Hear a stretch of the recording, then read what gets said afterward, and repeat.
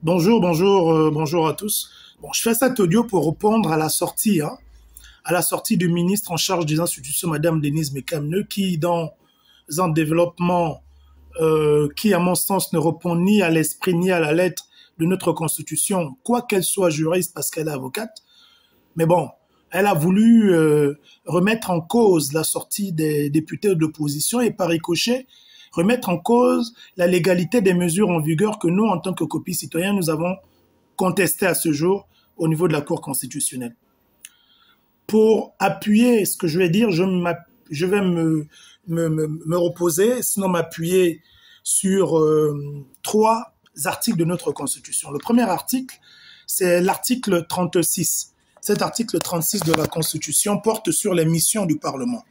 L'article 36 de la Constitution dit que le Parlement, donc l'Assemblée nationale et le Sénat, c'est ça le Parlement.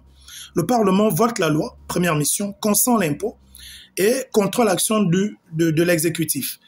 Le Parlement, en gros, a 4 missions. Voter la loi, consentir l'impôt, contrôler l'action du gouvernement et évaluer les politiques publiques, vu que la mission d'évaluation des politiques publiques a été introduite lors de la dernière modification constitutionnelle, si je me rappelle bien. Alors, donc, on comprend aisément que dans le cadre de cette évaluation, dans le cadre du vote des lois, le vote des lois obéit à une procédure. Et là, nous allons revenir pour essayer de comprendre la procédure du vote des lois. Nous allons revenir à l'article 17 de la Constitution. L'article 17 de la Constitution dit « Le président de la République promulgue les lois définitivement adoptées dans les 25 jours qui suivent leur transmission au gouvernement. » Pour ce premier alinéa, ça veut dire quoi? Ça veut simplement dire que une loi est adoptée à quel moment? Elle est adoptée à partir du moment où, premièrement, en première lecture, l'Assemblée nationale vote la loi. En deuxième lecture, en des termes identiques, le Sénat vote la loi.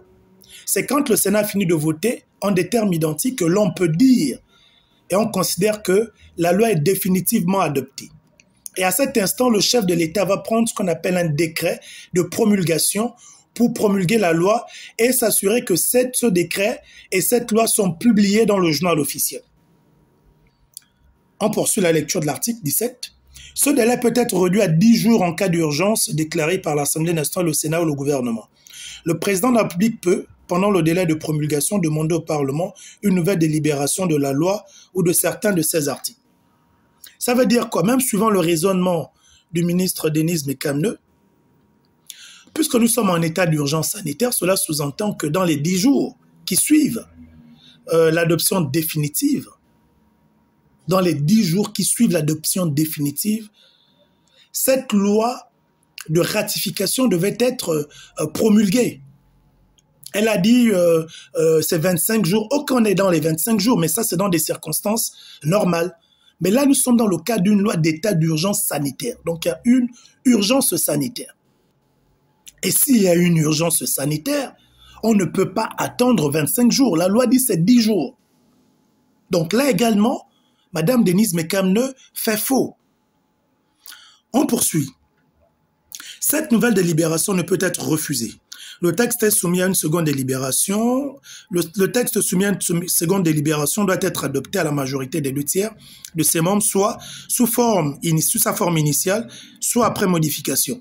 Le président de la République le promulgue dans les délais fixés ci-dessus. En cas normal, 25 jours maxi. En cas d'urgence, comme c'est l'état d'urgence sanitaire, 10 jours. À défaut de promulguer la loi à défaut de promulgation de la loi par le président de la République dans les conditions et délais ci-dessous, il doit déférer le texte à la Cour constitutionnelle. Donc, s'il n'a pas promulgué la loi, il doit l'envoyer à la Cour constitutionnelle. Ce n'est pas une obligation que le chef de l'État envoie la loi, la défère à la Cour constitutionnelle. Déférer la loi adoptée par le Parlement à la Cour constitutionnelle, à défaut de la promulgation, n'intervient que dans le cadre où ce n'est pas promulgué. Enfin, pour le dernier alinéa de cet article, en cas de rejet du recours par la Cour constitutionnelle, le président de la République promulgue la loi dans les conditions et délais prévus ci-dessus. Maintenant, ça c'est pour la loi. On a compris quel est le process de publication d'une loi. La publication d'une loi est différente du mécanisme de publication d'une ordonnance. L'ordonnance est définie en l'article 52. Alors, que dit l'article 52 de la Constitution? Le gouvernement peut, en cas d'urgence, pour l'exécution de son programme, demander au Parlement l'autorisation de faire prendre par ordonnance, pendant l'intercession parlementaire, les mesures qui sont normalement du domaine de la loi. En langage simple, c'est comme si le gouvernement était un citoyen gabonais qui veut faire sa carte d'identité, mais comme le matériel pour imprimer la carte d'identité, le monsieur qui s'occupe de l'impression de la carte d'identité est en vacances, on délivre à ce citoyen là-bas le récépissé. Donc l'ordonnance est une forme de récépissé que le Parlement donne d'abord au gouvernement pendant qu'ils sont en vacances. C'est pourquoi quand le Parlement reprend ses activités, le gouvernement doit maintenant repartir vers le Parlement avec son récépissé en griffe ordonnance pour demander la carte d'identité qui est la loi. Et c'est lorsque le gouvernement ramène cette ordonnance, donc le récépissé en question dans le cas de l'illustration, que le Parlement va prendre la carte d'identité définitive de cette loi-là qu'on appelle la loi de ratification. Et le Parlement va donner cette loi de ratification au gouvernement pour dire tu as ta carte d'identité, fais maintenant savoir au monde entier que tu as obtenu ta carte d'identité pour qu'on te reconnaisse comme étant un citoyen. C'est à cet instant que le chef de l'État prend un décret de promulgation et il publie les deux dans le journal officiel parce que c'est le journal officiel qui permet d'attester qu'une loi existe. Donc on a compris ici le rôle de l'ordonnance que j'ai illustré en prenant l'exemple, en assimilant l'ordonnance à un récépissé et en assimilant la loi à une carte d'identité nationale définitive. Pour poursuivre l'article 52, les ordonnances sont prises en conseil des ministres, écoutez bien, après avis de la Chambre administrative qui est le Conseil d'État et signées par le président de la République. Écoutez maintenant. Elles entrent en vigueur dès leur promulgation, dès leur publication. Vous avez écouté? Les ordonnances rentrent en vigueur dès leur publication. C'est-à-dire qu'on n'a pas besoin, vous avez compris le mécanisme, on n'a pas besoin en intercession quand le gouvernement a adopté une ordonnance. Si le gouvernement publie cette ordonnance-là le lendemain, l'ordonnance a sa valeur et prend effet parce que le Parlement est en intercession, donc est en vacances.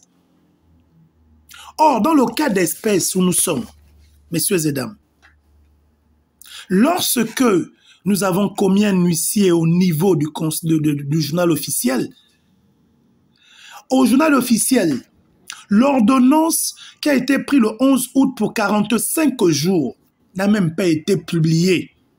Là, on ne parle que de l'ordonnance.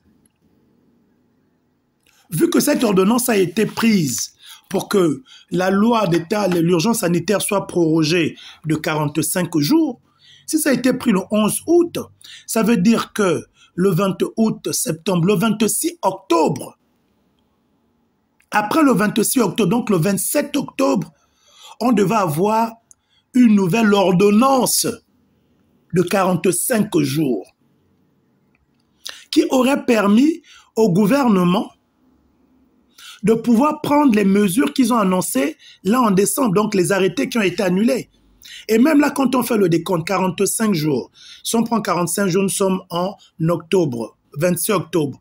26 octobre, on met 30 jours, on est au 26 novembre. 26 novembre plus 15 jours, on est autour du 26 novembre, 1er janvier, autour du 11 janvier. Donc, le 12 janvier même, on devait avoir la 3e ordonnance. Donc, logiquement, la 3e ordonnance pour que les mesures du 15 décembre puissent avoir effet. Donc, si on essaie d'espacer selon les 45 jours entre l'ordonnance du 11 août et les mesures qui ont été prises, il y a 2 ordonnances qui devaient être prises. Encore que cette ordonnance ne peut pas être prise vu que les activités du Parlement avaient repris. Donc, logiquement, ce sont des lois de prorogation qui devaient être votées par le Parlement. Donc, quand Madame Mekamneu vient faire son exposé et tout ce qui va avec, mais je suis désolé et c'est regrettable. C'est totalement faux. On l'a tous lu, la Constitution le dit. La promulgation, certes, le délai normal est de 25 jours. Mais en temps d'urgence, c'est de 10 jours. On a excédé les 10 jours, même en prenant, même en considérant son raisonnement, on a excédé les 10 jours. Donc il faut qu'on arrête de venir raconter à la population des choses qui n'ont pas de sens. Et ce qui est plus regrettable, c'est que ça vienne d'un juriste qui puis est ministre en charge des institutions.